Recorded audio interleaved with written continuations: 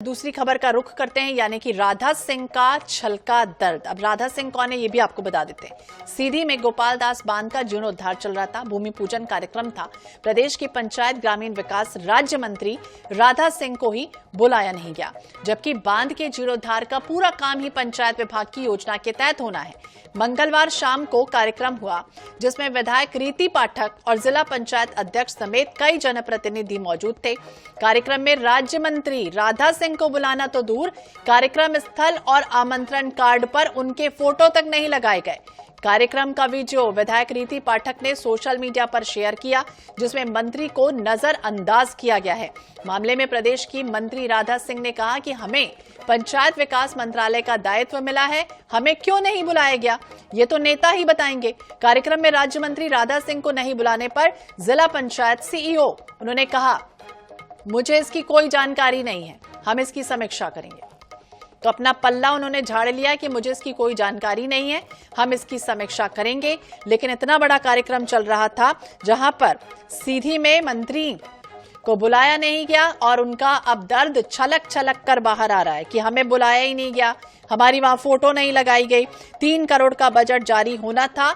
इसके बाद सियासत पूरी तरह से तेज हो चुकी है। मध्य प्रदेश शासन की पंचायत ग्रामीण विकास राज्य मंत्री राधा सिंह, जिन्हें इतने बड़े कार्यक्रम में नजरअंदाज किया गया, ना उनकी कोई फोटो लगाई गई, ना बैनर में नाम था, और राधा सिंह ने इसको बकायदा सोशल मीडिया पर अपलोड कर दिया। उनके आमंत्रण कार्ड में तस्वीर लगाई गई। तो विधायक द्वारा एक बड़ा कार्यक्रम का आयोजन किया गया था। गोपाल दास बांध के जीर्णोद्धार को लेकर कार्यक्रम आयोजित हुआ, जिसमें नवीनीकरण, गहरीकरण सहित मार्ग को चौड़ीकरण करना था। उसे लेकर मुख्यमंत्री अधोसंरचना को लेकर ये काम किया गया था। उद्घाटन था, जिसकी लागत 301.71 लाख रुपए को लेकर थी और इसका भूमि पूजन कार्यक्रम किया गया। तो राज्य मंत्री राधा सिंह, जिन्हें बुलाया नहीं गया, उनके आमंत्रण कार्ड में कोई तस्वीर नहीं लगाई गई। विधायक रीति पाठक ने खुद सोशल मीडिया पर इसे शेयर किया, जिसमें मंत्री को बकायदा नजरअंदाज किया गया। हालांकि क्या बड़ी वजह रही है नजरअंदाज करने की, फिलहाल तो ये बताएंगे ही तमाम जो नेता वहां उस वक्त मौजूद थे। लेकिन जब पंचायत सीईओ से पूछा जाता है तो बकायदा पल्ला झाड़ लिया। उन्होंने कहा है कि कोई जानकारी नहीं है और वो इसकी समीक्षा करेंगे। हालांकि अब विपक्ष को बैठे बैठाए इस पर मुद्दा भी मिल गया है। हर जन प्रतिनिधि का आदर होना चाहिए। राज्य मंत्री का दर्द छलक गया। गोपाल दास बांध का जीर्णोद्धार का भूमि पूजन कार्यक्रम चल रहा था। एमएलए रीति पाठक समेत कई जनप्रतिनिधि मौजूद थे, लेकिन राज्य मंत्री राधा सिंह को आमंत्रण तक नहीं दिया गया। इसकी क्या खास वजह थी, फिलहाल तो जानने और समझने की भी कोशिश होगी। लेकिन उनके फोटो तक नहीं लगाए गए, उन्हें कोई आमंत्रण नहीं दिया गया, तो छलकता रहा उनका दर्द।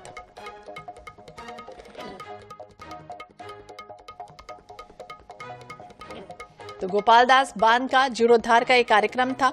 मध्य प्रदेश शासन की पंचायत और ग्रामीण विकास राज्य मंत्री राधा सिंह, जिनका दर्द छलक गया है, उन्होंने कहा है कि मुझे ना ही बुलाया गया, ना ही उनके आमंत्रण कार्ड में कोई तस्वीर लगाई गई। विधायक रीति पाठक ने सोशल मीडिया पर इसको शेयर किया। कांग्रेस प्रवक्ता डॉक्टर राम पांडे जी हमारे साथ जुड़ गए हैं। बहुत बहुत स्वागत है डॉक्टर राम पांडे जी आपका INS 24/7 पर। और जिस तरह से कार्यक्रम चल रहा था सीधी में, आखिरकार राज्य मंत्री को ना बुलाना, क्या लगता है आपको? जी, तानाशाही है। हम तो हमेशा से ही कहते हैं कि आज ये तानाशाही दूसरों पर कर रहे हैं, कल इनके अंदर आएगी। ये दूसरी जगह आग लगा रहे हैं, एक दिन इनके भी घर जलेंगे। हम बात करते हैं संविधान की, नियम कायदे कानून की, उसके अनुसार उनको बुलाना चाहिए था, उनका सम्मान किया जाना चाहिए था। अब ये अपनी पार्टी के मंत्री का ही क्यों अपमान कर रहे हैं? और ये पहली बार नहीं हो रहा है।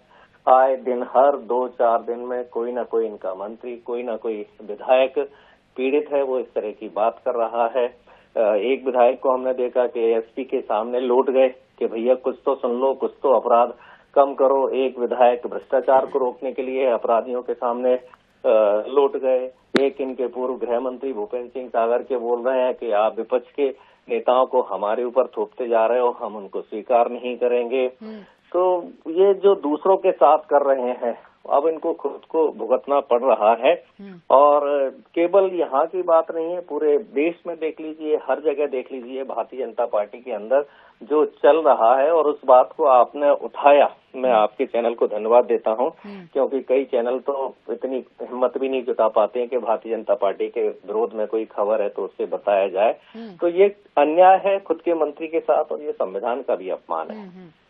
जी, कांग्रेस पार्टी के जिलाध्यक्ष ज्ञान सिंह भी ये कह रहे हैं कि कहीं ना कहीं आदर सम्मान नहीं किया जा रहा है आदिवासियों का। जी, तो आदिवासियों पर तो गोलियां चलाई जा रही हैं, उनके चेहरे पर पेशाब की जा रही है भारतीय जनता पार्टी के नेताओं द्वारा। ये ज्यादा पुरानी घटनाएं नहीं है। अभी हम विजयपुर में देखें तो आदिवासियों पर गोलियां चलाई गई और उनको भारतीय जनता पार्टी के नेता कार्यकर्ता उनका हालचाल पूछने तक नहीं गए। जाटव समाज के लोगों के घर जला दिए गए। ये अब रोज की घटनाएं हो गई है, आदिवासी हो, दलित हो, और अब तो ये सवर्णों को भी नहीं छोड़ते, किसी को नहीं छोड़ते। जवाब ले लेते हैं डॉक्टर राम पांडे जी। नेहा बग्गा जी हमारे साथ जुड़ गई हैं, बीजेपी की प्रवक्ता है। स्वागत है नेहा जी आपका NH24/7 पर। और राज्य मंत्री को नहीं बुलाया गया, दर्द उनका छलक रहा है कि हमें नजरअंदाज किया गया, कोई आमंत्रण नहीं, कोई फोन कॉल नहीं, क्या वजह थी इसकी? नहीं, देखिए, आपके चैनल के माध्यम से मुझे ये पता चल रहा है, पर निश्चित तौर पर अगर कोई लापरवाही हुई है प्रशासन की ओर से कहीं पर, तो उस पे कार्रवाई भी की जाएगी, उसको देखा भी जाएगा। पर बिना देखे, बिना समझे कौन सा कार्यक्रम था, क्या प्रोटोकॉल था, क्या होना था, ये सब मुझे लगता है कि प्रशासनिक तैयारियां होती हैं। अगर कहीं पर किसी से कोई भूल चूक हुई है तो उसको देखकर उस पर उस प्रकार की कार्रवाई जरूर। नेहा जी, वो तो ये खुद कह रही कि 301.71 लाख रुपए का भूमि पूजन किया गया। ये कार्यक्रम था गोपाल दास बांध का गहरीकरण और नवीनीकरण का। नहीं, बिल्कुल ठीक है। मैंने आपसे कहा कि कार्यक्रम का जो प्रोटोकॉल है, अगर किसी भी अधिकारी ने उसको ब्रेक करने का काम किया है तो उचित कार्रवाई उस पर जरूर होगी। जी, पांडे जी सुन रहे हैं? ये तो वहीं से प्रशासनिक तैयारियां होती हैं इसमें। अगर इसमें कोई ह्यूमन एरर है या कुछ नजरअंदाज किया है प्रशासनिक तौर पर, तो उचित मानवीय भूल है पांडे जी। जी, देखिए, अधिकारियों की तो इस सरकार में कोई हिम्मत नहीं है। अधिकारी तो एक कील को भी दर की उधर नहीं कर सकते हैं बगैर भारतीय जनता पार्टी के कार्यकर्ताओं, नेताओं और मुख्यमंत्री से पूछे बगैर। ये अपमान जानबूझकर किया गया है और पहली बार अपमान नहीं हो रहा है भारतीय जनता पार्टी के अंदर। ये भारतीय लोगों का नेहा जी, जानबूझकर किया गया है। लास्ट काउंटर आपका। देखिए, बहुत स्पष्ट है कि कांग्रेस बिल्कुल किस तरह रंग बदलती है। आप जानते हैं रंग कौन बदलता है। कभी कहते हैं कि अधिकारी कर्मचारी बिल्ला लगाए हुए हैं, भाजपा का भी कह रहे हैं उनके कोई बस का नहीं है, वो अपने आप कुछ कर नहीं सकते। तो ये कांग्रेस जिस प्रकार की षड्यंत्र भरी राजनीति अपने दल में करती है, उसे लगता है हर जगह वही चलता है। पर अगर कोई प्रशासनिक तौर पर भूल है तो उस पर कार्रवाई जरूर होगी। ये मैं आपको बता दूं, ये भाजपा की परंपरा नहीं है। जी, तो मानवीय भूल है। अब देखना होगा क्या कुछ होता है। बहुत बहुत शुक्रिया बातचीत करने के लिए नेहा जी। पांडे जी आपका भी। तो विभागीय कार्यक्रम जिसमें राज्य मंत्री की उपेक्षा हुई, उनका दर्द छलका, वो कह रहे हैं कि मुझे आमंत्रित नहीं किया गया। हालांकि नेहा जी हमारे साथ जुड़ी हुई थी, प्रवक्ता है बीजेपी की, वो ये कह रहे हैं कि मानवीय भूल है। वहीं विपक्ष यानी कि कांग्रेस ये कह रहा है कि जानबूझकर ऐसा किया गया।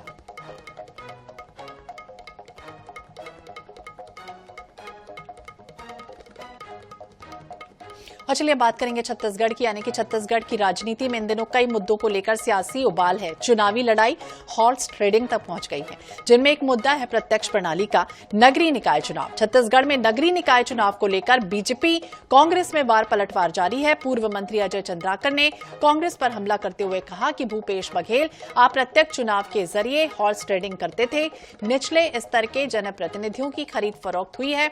उन्होंने कहा कि अप्रत्यक्ष प्रणाली से कांग्रेस ने लोकतंत्र का अपहरण किया। सबसे बेहतर तरीका प्रत्यक्ष चुनाव ही है, जनता निर्णय लेती है। तो चुनावी लड़ाई हॉर्स ट्रेडिंग तक पहुंच गई है। प्रत्यक्ष प्रणाली से चुनाव करवाने को लेकर अब तीखे बयानबाजी का जो दौर है वो चल रहा है।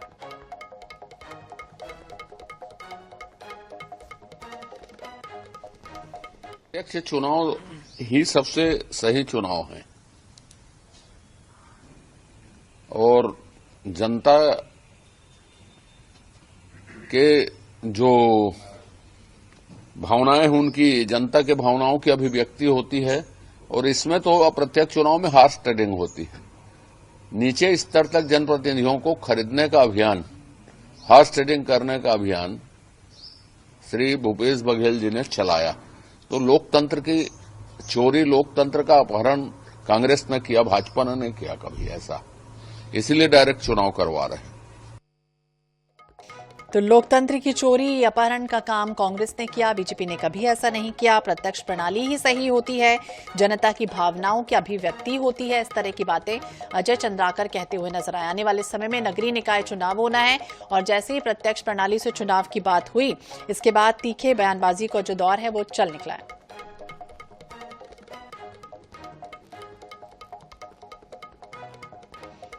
और इस पूरे मामले में टीएस सिंहदेव ने पलटवार भी किया, चलिए आपको सुनाते हैं।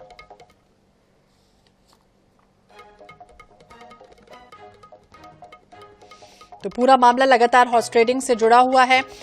छत्तीसगढ़ में निकाय चुनावों को लेकर सियासी माहौल पूरी तरह से तेज हो चुका है। पूर्व मंत्री और विधायक अजय चंद्राकर ने तीखे बाण चलाए हैं, जिसमें पूर्व सीएम भूपेश बघेल को हॉर्स ट्रेडिंग की परंपरा शुरू करने का गंभीर आरोप उन्होंने लगाया है। हालांकि इसके पहले पूर्व मंत्री शिव डहरिया ने भी कहा कि भाजपा अपने फायदों के लिए इस तरह से कर रही है। प्रत्यक्ष प्रणाली को लेकर लगातार रार छुड़ी हुई है। तो अजय चंद्राकर ये कह रहे हैं कि प्रत्यक्ष प्रणाली जो है वो पूरी तरह से सही है। जनता की भावनाओं की अभिव्यक्ति इसमें होती है, उनको स्वतंत्रता होती है। जनता पूरी तरह से अपना महापौर चुनती है। हाल ही में जिस तरह से हुआ, सरकार पक्ष में थे और आप साथियों ने पूछा था, उस समय भी मैंने कहा था और आज भी मेरा ये मानना है कि हमारे मुख्यमंत्री और हमारे प्रधानमंत्री जिस प्रक्रिया से चुने जाते हैं, तो नीचे की इकाइयों में उस प्रक्रिया में क्या दोष है? नगरीय निकायों में अपहरण हो जाएगा और मुख्यमंत्री और प्रधानमंत्री के यहां हॉर्स ट्रेडिंग नहीं होगी? कोई तर्क नहीं है। एक तर्क होना चाहिए कि आप किस आधार पे आपका सिस्टम क्या होने वाला है। डायरेक्ट है तो आप प्रधानमंत्री और मुख्यमंत्री का भी डायरेक्ट चुनाव करेंगे। अगर आप नगरीय निकायों में कराना चाहते हैं और अप्रत्यक्ष प्रणाली है तो हर जगह अप्रत्यक्ष प्रणाली होनी चाहिए। सर, आप लोग भाजपा के ऊपर हॉर्स ट्रेडिंग का आरोप लगाते रहे। देखिए, सच्चाई यही है, कोई कुछ कहे, ये काफी समय से आया राम गया राम का सिलसिला हम लोग सुनते रहे हैं। कॉलेजों में पढ़ते थे तब से आया राम गया राम का बात सुनते रहे। इसमें नियम आए, कानून आए, इसको रोकने का प्रयास किया गया, लेकिन वो रुकता नहीं दिख रहा। तो ये आजकल ऑपरेशन लोटस चल पड़ा है। बड़ी तेजी से मार्केट में, शेयर में जैसे शेयर बहुत ऊंचा होता है किसी कंपनी का, तो अभी शेयर बहुत ऊंचा है ऑपरेशन लोटस का। तो ये वास्तविक एक स्थिति है कि इसमें हमारी प्रजातांत्रिक प्रक्रिया और प्रणाली में एक ही हिस्सा सा बन गया। ये एक सच्चाई है और उससे जितना हम बच सकें और जितने ऐसे कड़े कानून बना सके वो हमको बनाना चाहिए। और जो प्रयास किया अभी तक वो विफल। तो जो प्रयास किया है, कड़े कानून बनाने की जरूरत है। आयराम गैराम का भी जिक्र किया है टीएस सिंहदेव ने और ये भी कहा है कि नियम कानून कड़े होने चाहिए। ऑपरेशन लोटस का भी उन्होंने जिक्र किया है।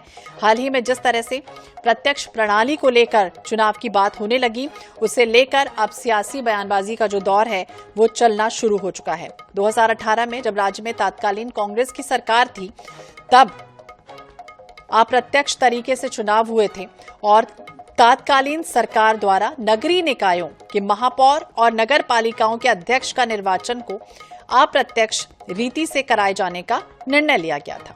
इसके बाद अब जब साय सरकार आई तो अब ये कहा जा रहा है कि प्रत्यक्ष प्रणाली से चुनाव होंगे। विशेष संवाददाता गौरव शर्मा हमारे सहयोगी हमारे साथ जुड़ गए हैं ज्यादा जानकारी के लिए। गौरव, जिस तरह से बात करें, दोनों के ही अलग अलग जो बयान है वो तीखे रूप में आ रहे हैं। टीएस सिंहदेव भी ये कह रहे हैं कि आयराम गैराम की बात हम पहले भी सुनते रहे हैं, कड़े कानून बनाने की जरूरत है, और दूसरी तरफ प्रत्यक्ष प्रणाली सही है, ये भी जिक्र अजय चंद्राकर ने कर दिया। निश्चित रूप से छत्तीसगढ़ की सियासत में नगरीय निकाय चुनाव में प्रत्यक्ष और अप्रत्यक्ष प्रणाली को लेकर मतभेद जो है वो देखने मिलते रहे हैं। भारतीय जनता पार्टी ने सीधे तौर पर आरोप लगाया था तब जब कांग्रेस की सरकार थी कि जनता से एक वोट का विकल्प छीन लिया। अब जब प्रदेश में भारतीय जनता पार्टी की सरकार बनी तो उसी एक वोट के विकल्प को वापस लौटाने के लिए प्रत्यक्ष प्रणाली से चुनाव कराने का निर्णय लिया गया। लेकिन टीएस सिंहदेव का साफ तौर पर कहना है, जो पूर्व उप मुख्यमंत्री की जिस प्रणाली से मुख्यमंत्री और जिस प्रणाली से प्रधानमंत्री का चयन होता है, जिस प्रणाली से चुनाव होता है, उसे गलत कैसे ठहराया जा सकता है। जहां तक के हॉर्स ट्रेडिंग की बात है, जहां तक के आयाराम गयाराम की बात है, तो ऑपरेशन लोटस भी होता रहा है और ऑपरेशन लोटस का शेयर मार्केट में हर समय हाई रहता है। जिस तरह से वर्तमान में परिस्थितियां बनी हुई हैं, तो कई राज्यों में इस तरह की स्थितियां भारतीय जनता पार्टी के साथ देखने मिली और यही वजह कि वो आयाराम गयाराम की बात कर रहे हैं और साथ ही साथ ठोस कानून बनाने की मांग करते हुए नजर आ रहे हैं। लेकिन कहीं ना कहीं अप्रत्यक्ष प्रणाली को वे सही भी ठहराते हैं। लेकिन दूसरी ओर भारतीय जनता पार्टी की अगर बात की जाए तो भारतीय जनता पार्टी ने पहले भी इसका विरोध किया था और अब जब प्रदेश में भाजपा की सरकार है तब प्रत्यक्ष प्रणाली से चुनाव कराने की बात कही है। तो कहीं ना कहीं प्रत्यक्ष और अप्रत्यक्ष प्रणाली को लेकर फैसला जरूर हो गया, लेकिन इसे लेकर सियासत अभी भी खत्म होता नजर नहीं आ रहा है, क्योंकि भारतीय जनता पार्टी ने सीधे तौर पर मेयर और अध्यक्षों के सीधे चुनाव कराने की बात कही। अजय चंद्राकर ने कहा, गंभीर आरोप लगाया कि भूपेश बघेल की सरकार में हॉर्स ट्रेडिंग किया जाता था, लोकतंत्र का अपहरण करने की कोशिश जो है वो पार्षदों की खरीद फरोख्त के माध्यम से की जा रही थी। लेकिन टीएस सिंह इस बात को कहते नजर आ रहे हैं कि जहां पर भी चुनाव हुए थे वो फ्री एंड फेयर तरीके से हुए थे, वहां पर कहीं पर भी ऐसी स्थितियां नहीं बनी थी और यही वजह है कि सभी निकायों में जीत भी हुई थी। और इस बार भी जब प्रत्यक्ष प्रणाली से भी चुनाव होगा तो कांग्रेस इसके लिए तैयार है। गौरव, हाल ही में हमने देखा, विधानसभा चुनाव देख लें, लोकसभा चुनाव देख लें और अब नगरीय निकाय चुनाव, लगातार जुबानी जो जंग है वो छिड़ती रही है, एक दूसरे पर आरोप प्रत्यारोप, विकास के काम क्या करने वाले हैं इसकी कोई बात नहीं कर रहा। निश्चित रूप से विकास के काम कहीं पीछे छूटते हुए नजर आ रहे हैं। हालांकि विकास के कामों को लेकर भी सियासत जो है प्रदेश में देखने मिल रही है, लेकिन प्रत्यक्ष प्रणाली और अप्रत्यक्ष प्रणाली से चुनाव को लेकर अपने अपने दावे हैं, अपने अपने जो असेसमेंट है वो किए जा रहे हैं। क्योंकि भारतीय जनता पार्टी को लगता है कि प्रदेश में डबल इंजन की सरकार है, विकास के काम हुए, इस वजह से उनकी जीत की संभावनाएं अधिक और जिस प्रणाली का भारतीय जनता पार्टी ने विरोध किया था उसी प्रणाली से कम चुनाव नहीं होना चाहिए। जनता को एक वोट का अधिकार जो है वो वापस मिलना चाहिए। इस वजह से पार्षद और मेयर दोनों पदों के लिए जनता वोट डाल सकेगी, इस वजह से प्रत्यक्ष प्रणाली का चुनाव कराया गया। लेकिन दूसरी ओर कांग्रेस का कहना है कि निकायों में इससे बेहतर समन्वय की स्थिति बनती, पार्षदों का सम्मान बना रहता है और जो प्रस्तावों को, विकास कार्यों के प्रस्ताव होते हैं उन्हें पारित कराने में मदद मिलती। तो इस तरह के सोच के साथ कांग्रेस खड़ी हुई है और इस जो द्वंद्व है दोनों के बीच में, प्रत्यक्ष और अप्रत्यक्ष प्रणाली के चुनाव को लेकर, इसके बीच में कहीं ना कहीं विकास का मुद्दा जो है जरूर पीछे छूटता हुआ नजर आ रहा है। तो बिल्कुल विकास का मुद्दा पीछे छूटता हुआ नजर आ रहा है, आरोप प्रत्यारोप लगातार जारी है, जुबानी जंग जारी, देखना होगा क्या कुछ होता है। बहुत बहुत शुक्रिया गौरव, बातचीत करने के लिए, जानकारी देने के लिए। निकाय चुनाव पर सियासत पूरी तरह से तेज हो चुकी है, एक दूसरे पर आरोप प्रत्यारोप लगातार लग रहा है। प्रत्यक्ष प्रणाली सही, अजय चंद्राकर ये कह रहे हैं, वहीं कह रहे हैं जनता की भावनाओं की अभिव्यक्ति होती है, खरीद फरोख्त का एक तरफ आरोप उन्होंने लगा दिया पूर्व सीएम भूपेश बघेल पर। यह कहा कि उस समय हॉर्स ट्रेडिंग हुई है और अब टीएस सिंहदेव का भी बयान सामने आया कि कॉलेज टाइम से ही देख रहे हैं आराम गैराम इस तरह की स्थितियां बनती रही हैं। लोटस ऑपरेशन का उन्होंने जिक्र कर लिया, लेकिन ये भी जाते जाते उन्होंने कह दिया कि कड़े कानून जरूर बनाना चाहिए, कार्रवाई होनी चाहिए। तो प्रत्यक्ष चुनाव में जनता निर्णय लेगी और इस पूरे मामले में लगातार सियासत तेज हो रही है। प्रत्यक्ष प्रणाली चुनाव जिस तरह से अब रायपुर में होने वाले हैं, यानी कि छत्तीसगढ़ प्रदेश में नगरीय निकाय चुनाव की गूंज एक समय सुनाई देगी, तो दूसरी तरफ चुनावी लड़ाई हॉर्स ट्रेडिंग तक पहुंच गई। लेकिन चुनावी जो मुद्दे हैं, जनता की जो समस्याएं हैं वो गौण है, वो दिखाई नहीं दे रहे हैं। इसी के साथ इस बुलेटिन में फिलहाल इतना ही। बाकी अपडेट्स के लिए आप देखते रहिए INH 24/7। नमस्कार।